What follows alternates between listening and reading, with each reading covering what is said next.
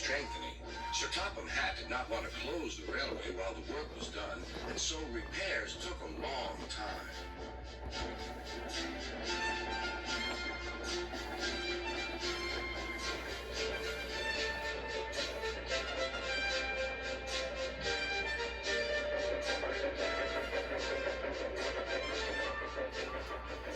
The engines had to take great care when crossing the viaduct, and the delay often made them late on their journey to the junction, where they knew Thomas would be ready to collect his passengers.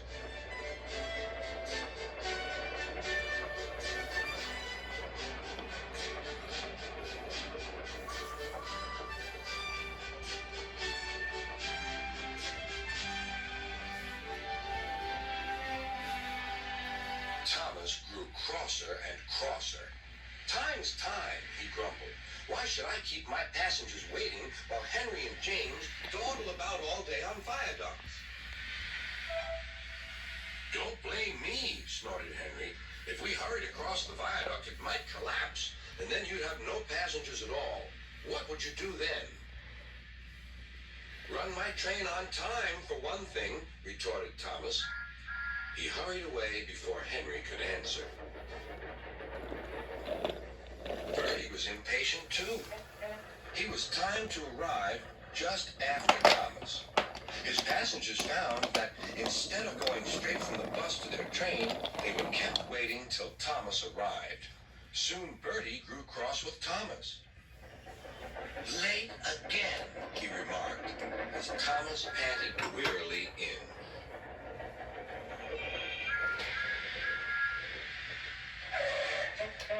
"We may be friends, but I thought you could go fast, Thomas. It's time we had another race. I reckon I could beat you now." Thomas let off steam loudly. "Rubbish!" he hissed fiercely.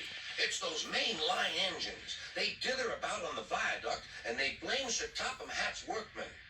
It's just an excuse for laziness, if you ask me."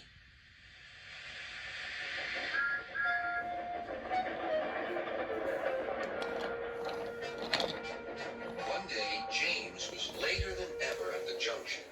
"I'm sorry, Thomas," he puffed. "I was held up at the station, and the viaduct made it worse."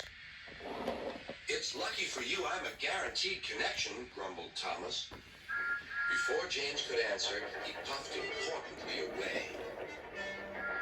Come along," he panted to the coaches. Annie and Clarabelle did their best, but Thomas soon found that he couldn't save much time.